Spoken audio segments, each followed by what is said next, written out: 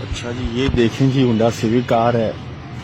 ये कम से कम 15,000 का फ्यूल डला के ये गाड़ी भाग जाती है।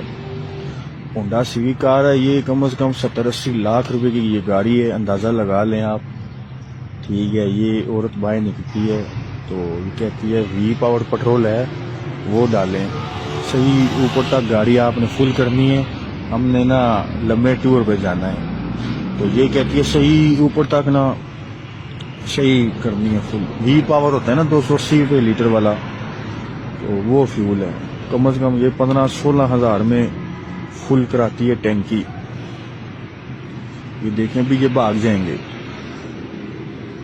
कैसी कैसी दुनिया है ये। अब इसको क्या पता ये गाड़ी भाग जाएगी। एक लेडीज है वो बाहर निकली है, इसको ये तो नहीं पता ना। ये देखें रश पंप पर एक लेडीज बाहर निकली है। अब बंदे को क्या पता ये भाग जाएगी। गार्ड को आगे खड़ा करें,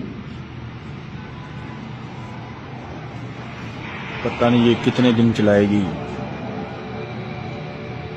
अंदर इतनी फैमिली बैठी हुई है।